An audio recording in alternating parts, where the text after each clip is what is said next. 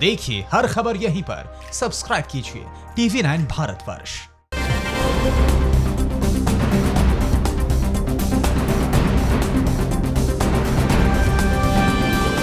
और अब नजर देश की उन खबरों पर जिन्हें जानना है बेहद जरूरी। देश में आज कितनी बढ़ी पेट्रोल डीजल की कीमतें, कहां पुलिस कस्टडी में हुई पिता बेटे की मौत की होगी सीबीआई जांच, और घाटी में आतंकियों पर सेना का ताबड़तोड़ एक्शन जारी।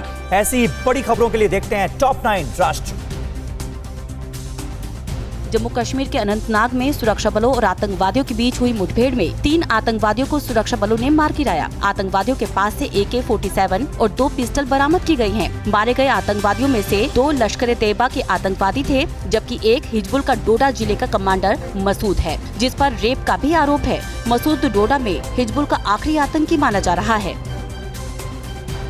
जम्मू कश्मीर में लगातार आतंकी मारे जा रहे हैं। सुरक्षा बलों की कार्रवाई से हताश आतंकवादियों के आकाओं ने नई साजिश रचनी शुरू कर दी है। घाटी में घुसपैठ कराने के लिए आतंकी नए रास्तों की तलाश कर रहे हैं। पहली बार द्रास में नियंत्रण रेखा पर सुरक्षा बलों को लॉन्च पैड मिले हैं। यहाँ से हिजबुल के 16 और आतंकी घुसपैठ करने की फिराक में हैं। सुरक्षा बल आतंकवादियों की नई चाल को लेकर पूरी तरह से अलर्ट है। लद्दाख में हिंसक झड़प के बाद से ही भारत और चीन के बीच तनाव बढ़ता जा रहा है। इन सब के बीच घाटी में LPG के स्टॉक के साथ साथ गांदरबल में स्कूलों को खाली करने की खबर है। इस मामले को लेकर पूर्व मुख्यमंत्री और नेशनल कॉन्फ्रेंस नेता उमर अब्दुल्ला ने सरकार की मंशा पर सवाल उठाए हैं। उमर अब्दुल्ला ने ट्वीट कर कहा है कि सरकार के आदेश कश्मीर में दहशत पैदा कर रहे हैं। तमिलनाडु के तूतीकोरिन में पिता पुत्र की पुलिस हिरासत में मौत के मामले की जांच अब सीबीआई करेगी। सीएम पलानी स्वामी ने कहा कि पिता पुत्र की मौत पुलिस हिरासत में हुई है, इसलिए इस मामले की जांच सीबीआई से कराने का फैसला किया गया है। पुलिस हिरासत में पिता पुत्र की मौत के मामले में अब तक 4 पुलिस वालों को निलंबित किया जा चुका है। पुलिस हिरासत में P जयराज और बेनिक्स की मौत हुई थी। पीड़ित परिवार ने पुलिस पर प्रताड़ना का आरोप लगाया था। किराए के मकान में रहने वालों के लिए सुप्रीम कोर्ट ने बड़ा फैसला सुनाया है। उत्तराखंड के मसूरी के किराएदार की अर्जी पर सुनवाई करते हुए सुप्रीम कोर्ट ने कहा कि किसी दूसरे को मकान किराए पर देने को वजह बताकर पहले से रह रहे ऐसे किराएदार के परिवार को नहीं हटाया जा सकता जिसके परिवार के उस मुखिया की मौत हो गई हो जिसके नाम पर घर किराए पर लिया गया था।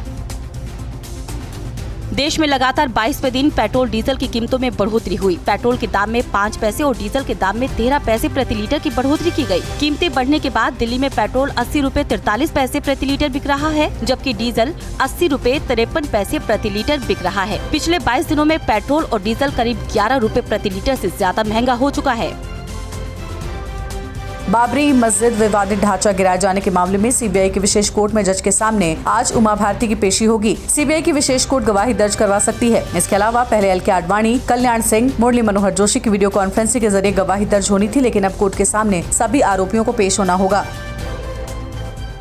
उत्तर प्रदेश की राज्यपाल आनंदीबेन पटेल को लालजी टंडन की अनुपस्थिति पर मध्य प्रदेश का अतिरिक्त प्रभार दिया गया है। राष्ट्रपति भवन द्वारा जारी बयान में कहा गया है कि भारत के राष्ट्रपति ने लालजी टंडन की अनुपस्थिति के दौरान मध्य प्रदेश के राज्यपाल के कार्य का निर्वहन करने के लिए उत्तर प्रदेश की राज्यपाल आनंदीबेन पटेल को नियुक्त किया है। आपको बता दें कि 85 वर्षीय टंडन का 11 जून से लखनऊ के एक निजी अस्पताल में इलाज चल रहा है।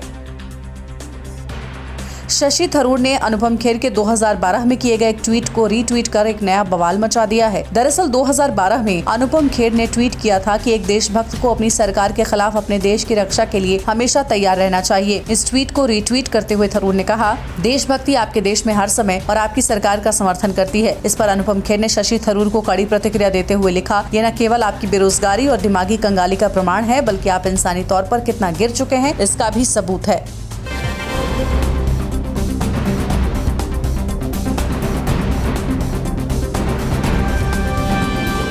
फिक्र आपकी, सोमवार से शुक्रवार रात 9 बजे सिर्फ TV9 भारतवर्ष पर।